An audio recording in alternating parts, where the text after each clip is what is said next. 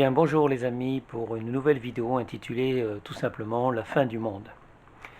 J'avais envie de vous parler d'un sujet à la fois intéressant mais lointain. C'est-à-dire que la fin du monde, on l'envisage pas de suite, on l'envisage pas pour aujourd'hui, on l'envisage pas pour demain. La fin du monde, on l'envisage peut-être pour la fin de l'année ou dans quelques années ou peut-être jamais. Donc la fin du monde me semblait un sujet très intéressant, d'autant plus que de nombreux films au cinéma en parlent. Et également on trouve l'idée de fin du monde dans de nombreux livres. Donc quand on parle de la fin du monde, en fait on parle de quoi exactement? Quand on parle du monde, on parle généralement de la Terre, puisque l'homme vit sur cette planète. Même si on sait qu'il y a d'autres planètes ailleurs dans notre système solaire ou dans d'autres systèmes solaires, on sait que, enfin on n'imagine pas pour l'instant qu'on puisse vivre sur une autre planète que celle-ci, que la Terre. Donc quand on parle de la fin du monde, on parle de la fin de la Terre. Mais des fois, on ne parle pas de la fin de notre planète, on parle simplement de la fin de l'homme sur la planète Terre. Donc est-ce qu'on doit parler, quand je parle de la fin du monde, est-ce que je dois parler de la fin de l'espèce humaine ou plutôt est-ce que je dois parler de la destruction de la Terre? Donc de toute façon, on va parler de tout, on va parler de chaque sujet. Pour commencer, il faut revenir dans le passé. La Terre existe depuis très très très très longtemps. La Terre existait bien avant l'homme, bien avant que l'homme apparaisse sur cette planète. Et donc la Terre existait sans nous, avant que l'homme soit sur cette planète. Mais probablement, si l'homme n'est plus sur cette planète, la Terre existera encore. À moins que nous détruisons cette planète, c'est-à-dire soit par une guerre atomique, par exemple, si c'est l'espèce humaine qui va mettre fin à notre planète, qui détruira elle-même la Terre, soit peut-être une catastrophe qui viendra du ciel, c'est-à-dire une météorite, un astre qui tombera sur la Terre, et à cause de la masse et de l'impact, de la vitesse, en fait, ça détruira, ça fera exploser la Terre en plusieurs morceaux. Et à partir du moment, de toute façon, où la Terre dévie du Soleil, même s'il reste des êtres vivants, même s'il reste de la vie sur certains morceaux de la planète Terre, une fois qu'on est loin de la Terre, du Soleil, une fois que la Terre est loin du Soleil, en fait, toute vie terrestre est vouée à la mort, puisque loin du Soleil, loin de la chaleur, loin de la lumière, même les plantes vont mourir. Elles vont mourir de froid, elles vont mourir parce qu'il n'y a pas de lumière, il n'y a pas de soleil. Donc, on peut parler de la destruction de la Terre, on peut parler de la destruction de l'espèce humaine. Comme je l'ai dit, l'homme est apparu sur la Terre bien après que d'autres vies soient apparues sur cette planète Terre. Je ne vais pas revenir sur l'histoire de l'être humain.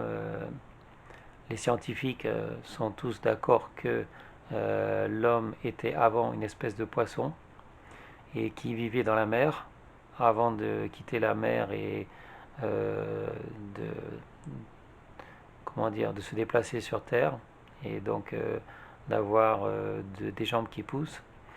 Ça c'est quelque chose, c'est un fait établi en fait. Moi j'adore la science en fait. J'aime l'histoire, j'aime la science et les scientifiques quand ils amènent des preuves, on doit forcément les croire. Donc si les scientifiques disent que l'homme est né dans l'eau et au départ était une petite forme en fait qui a évolué dans le temps, ben, moi je les crois. Donc nous sommes tous des mutants, l'homme est un mutant, l'homme a des gènes qui mutent petit à petit avec le temps, il faut beaucoup de temps.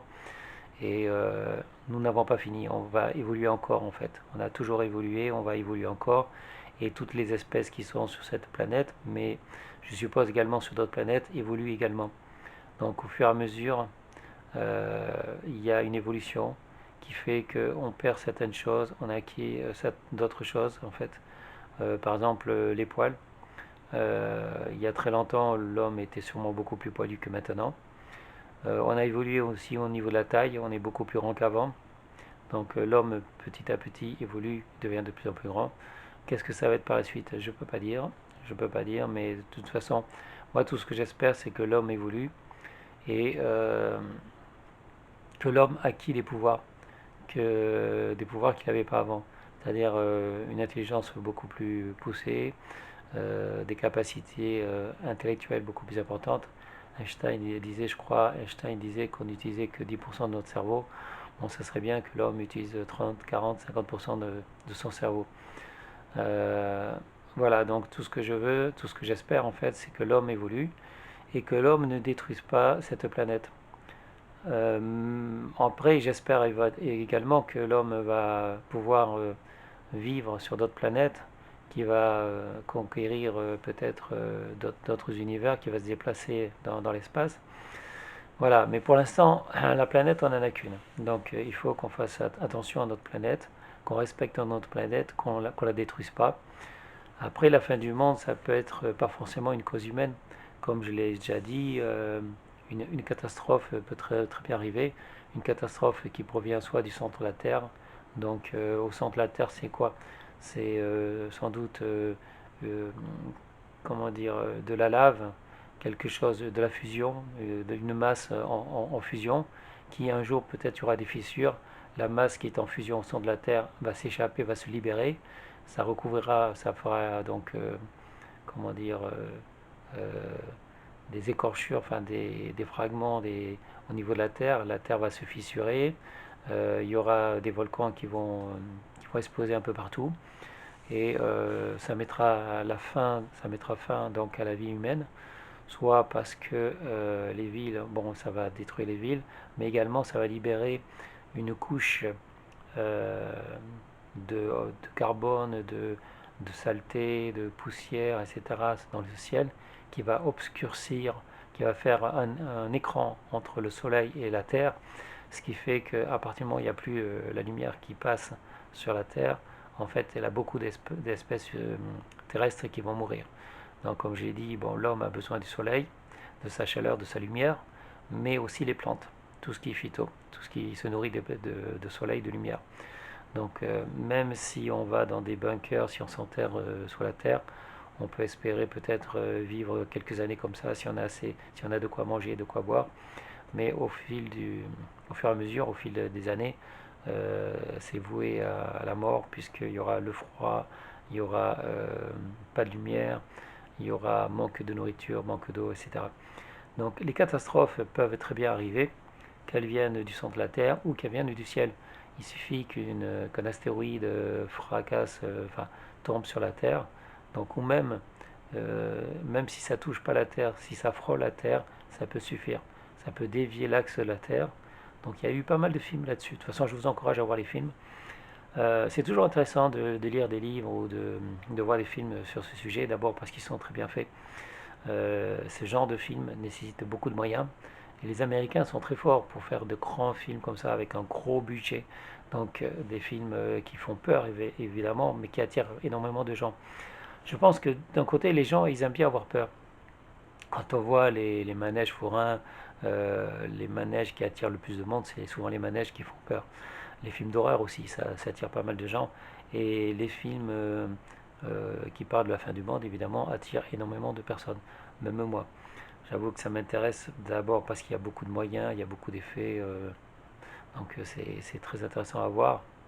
Euh, et puis voilà, ça nous laisse la possibilité d'imaginer des choses en espérant qu'elles ne se réaliseront jamais.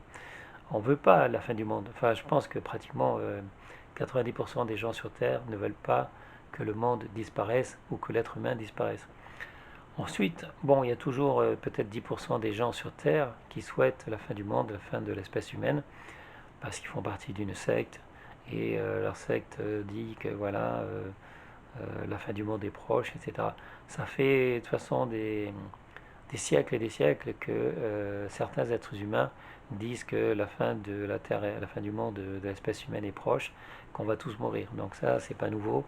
Ça fait des siècles que c'est comme ça, qu'il y a des gens qui disent que la fin du monde arrive, que l'être humain est voué à disparaître, qu'il faut qu'on se repente, qu'il faut qu'on prie, qu'on adhère à leur secte, etc. Bon, moi, je n'adhère pas à ce genre de secte.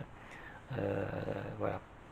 Donc une secte comme ça, qui prédit la fin du monde et qui veut nous faire peur, bon, c'est pas nouveau, hein, ça existe depuis très longtemps.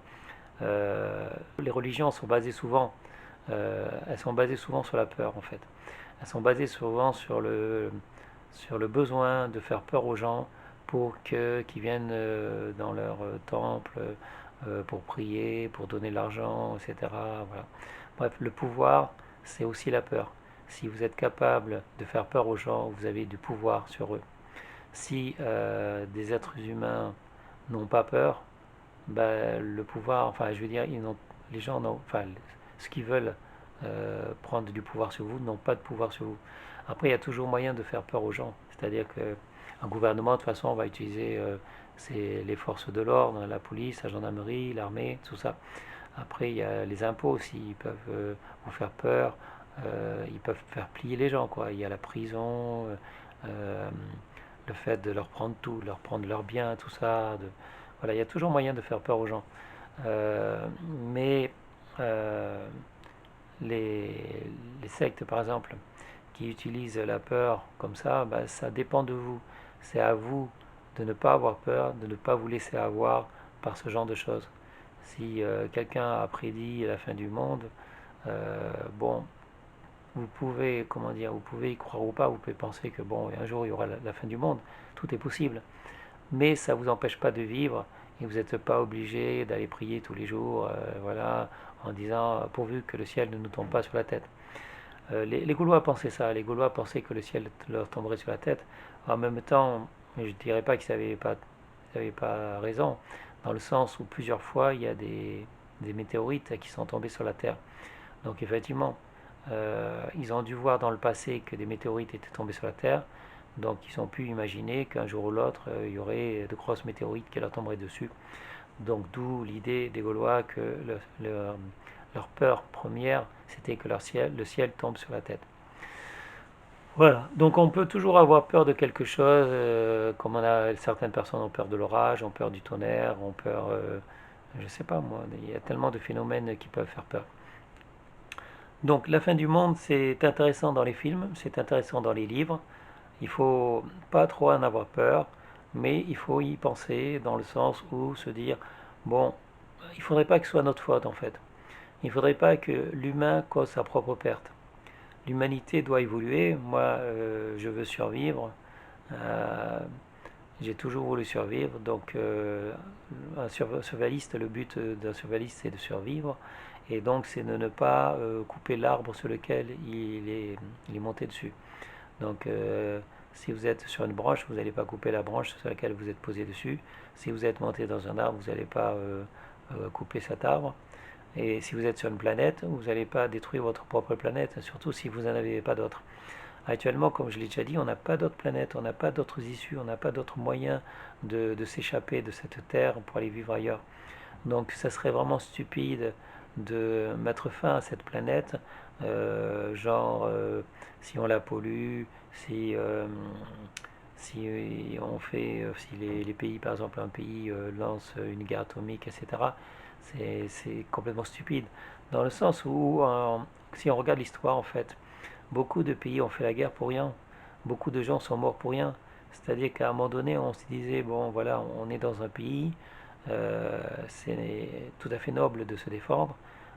Certains pays disaient que bah, il faut conquérir les victoires, c'est bien, donc il faut attaquer le voisin, il faut attaquer le pays voisin, il faut lui prendre ses biens, il faut lui prendre ceci, cela, etc.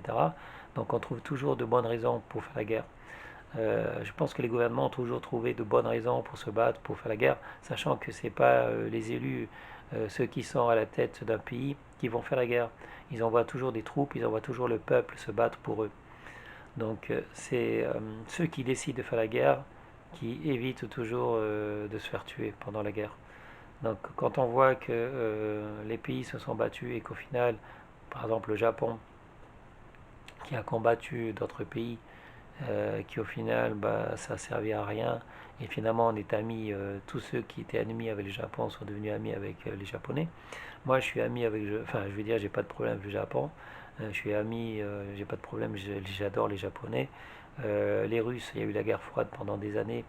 Et même la France avait un peu, comment dire, je me rappelle quand j'étais militaire, on se méfiait un peu des Russes, on se méfiait de ce pays, l'ex-URSS, qui était très puissante et on imaginait plein de choses parce qu'on connaissait pas les Russes et tout.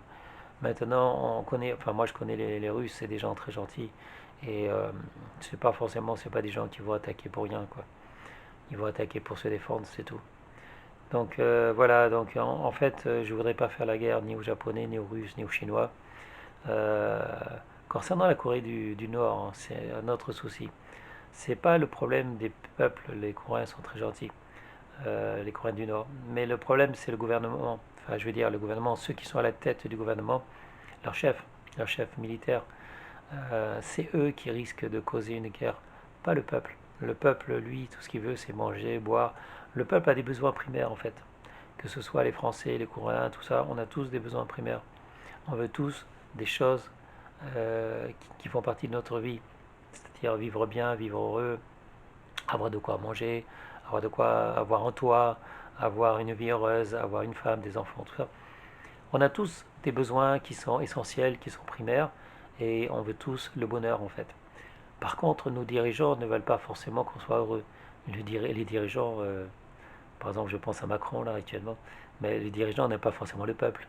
Que ce soit François Hollande, on le sait avec sa biographie, c'est-à-dire c'était son ancienne, comment dire, la personne avec qui il vivait, quoi.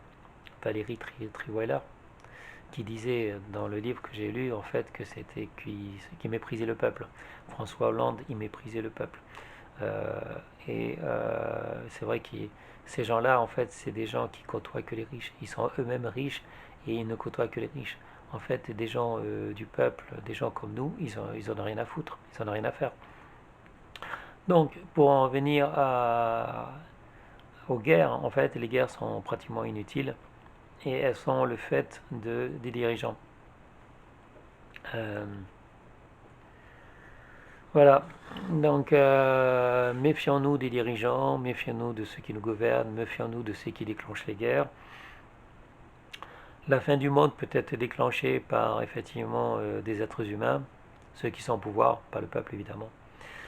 Et je ne sais pas ce que vous en pensez de la fin du monde. Moi, je pense que c'est un thème très intéressant pour des films, pour des livres.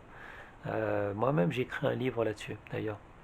J'ai écrit un roman il y a quelques années, je crois que c'était il y a 5 6 ans, qui parlait de cette fin du monde, qui parlait de la fin de l'homme sur Terre. Donc voilà. Euh, Moi, je pense que j'espère en fait que la fin du monde n'arrivera pas de mon vivant, mais que l'homme survivra.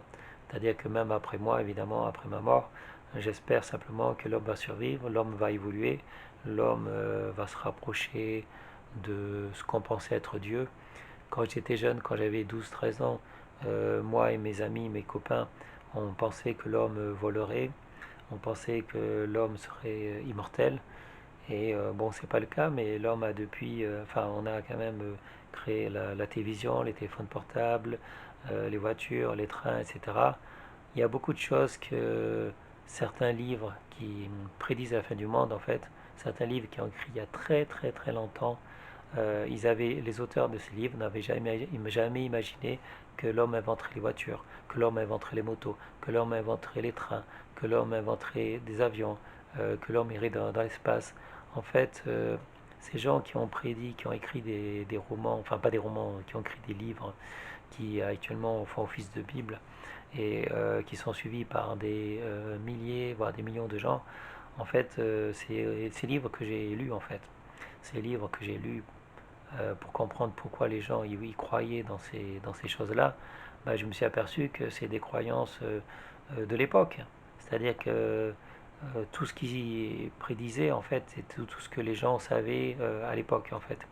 Et ils ignoraient complètement ce que l'homme allait créer, ce que l'homme allait inventer par la suite. Ils ignoraient complètement que l'homme pourrait voler avec des avions, que l'homme se déplacerait très vite grâce aux voitures, aux trains, etc., que l'homme irait au-delà du ciel. Donc voilà.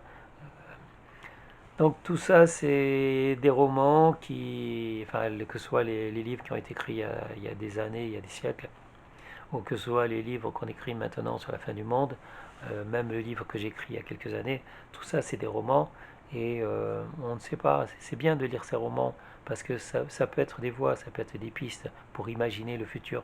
Moi je veux qu'on imagine le futur, je veux qu'on imagine ce qui va se passer dans quelques années. Pourquoi? Parce que l'imagination c'est important. L'imagination c'est ce qui va nous permettre de créer des nouveaux produits, des choses nouvelles. Je veux dire, si on n'avait pas imaginé, si un écrivain n'avait pas imaginé la télévision, imaginé les téléphones portables, imaginé, je sais pas moi, les jeux vidéo, imaginé qu'il y ait d'autres univers, imaginé les voyages dans l'espace, on n'aurait peut-être jamais créé tout ça. L'homme n'aurait jamais peut-être eu l'idée d'inventer ces appareils, ces machines. Moi, je me rappelle quand je suis né, bon, il n'y avait pas ni télévision ni téléphone portable. Donc voilà, moi je suis né dans un monde qui ne connaissait pas la télévision, qui ne connaissait pas le téléphone portable, qui ne connaissait pas les jeux vidéo. Voilà, donc vous avez de la chance, les jeunes. Vous avez de la chance parce que vous êtes nés là-dedans. Vous êtes nés dans ce monde-là qui connaît grâce à des personnes qui, pas moi, hein, parce que c'est pas moi qui crée tout ça, mais grâce à d'autres personnes qui ont inventé tout ça. D'abord, il y a des personnes qui imaginent. Il faut d'abord peut-être des écrivains, des romanciers, des philosophes. Il faut d'abord des personnes qui imaginent les choses.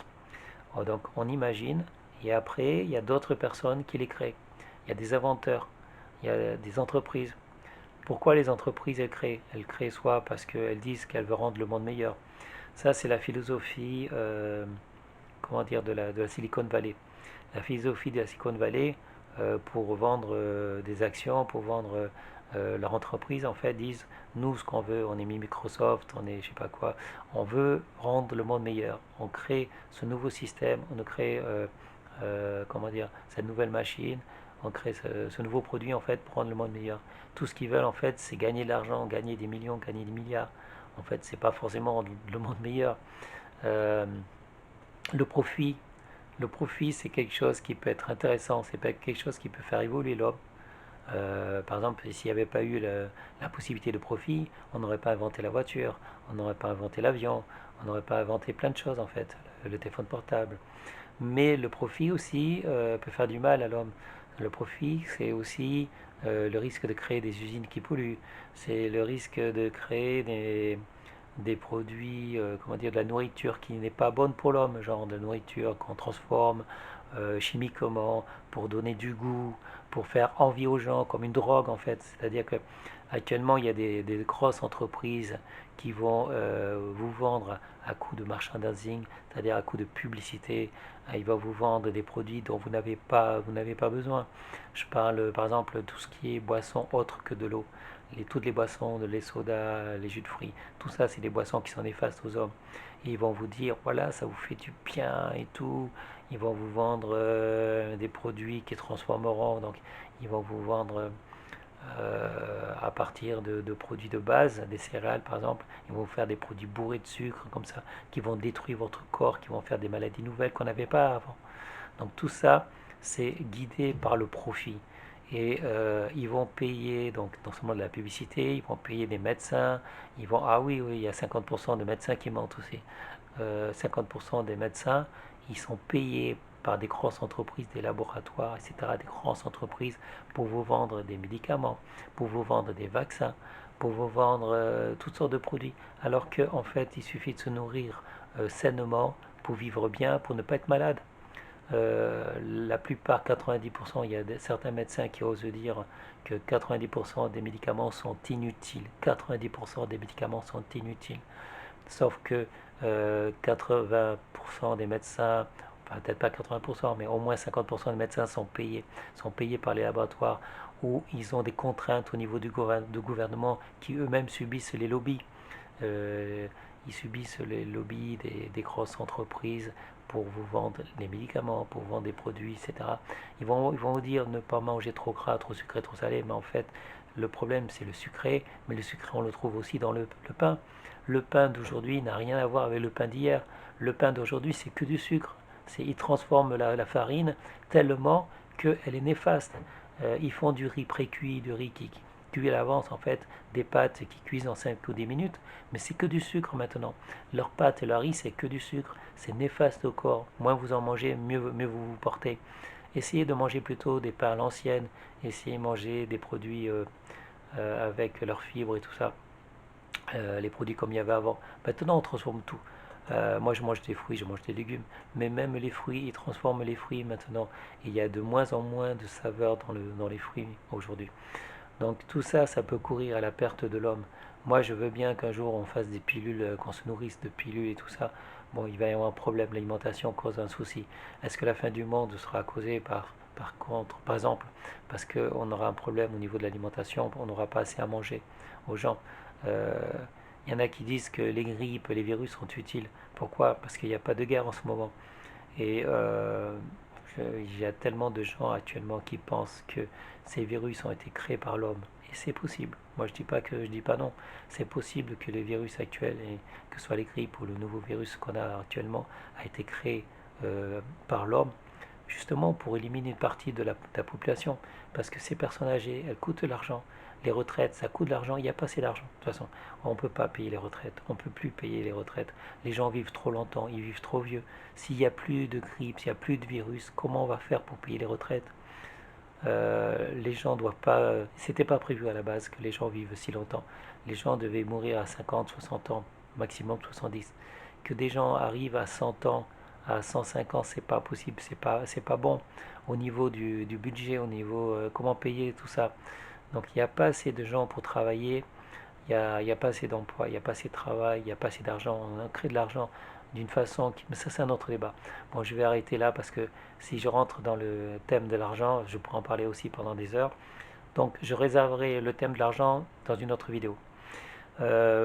Concernant la fin du monde, en fait, concernant la fin de l'homme, personnellement, je ne veux pas la fin du monde, je ne veux pas la fin de l'homme, mais j'aimerais qu'on en parle. Dites-moi en commentaire ce que vous en pensez. Dites-moi en commentaire si vous aimez lire des livres sur la fin du monde, si vous aimez voir des films sur la fin du monde. Dites-moi si vous y croyez. Dites-moi comment vous envisagez la fin du monde. Et voilà, ça sera un sujet de débat. J'aimerais bien en débattre avec d'autres personnes. Bon, malheureusement, je suis encore tout seul. Encore une fois, je suis tout seul. Et j'espère qu'un jour, on pourra en débattre. Et chacun on exposera notre point de vue sur la fin du monde, sur la fin de l'espèce humaine. Et moi, j'espère que l'homme sera capable de vivre encore longtemps, d'évoluer et d'être meilleur, meilleur pour soi-même, meilleur pour les autres. Voilà.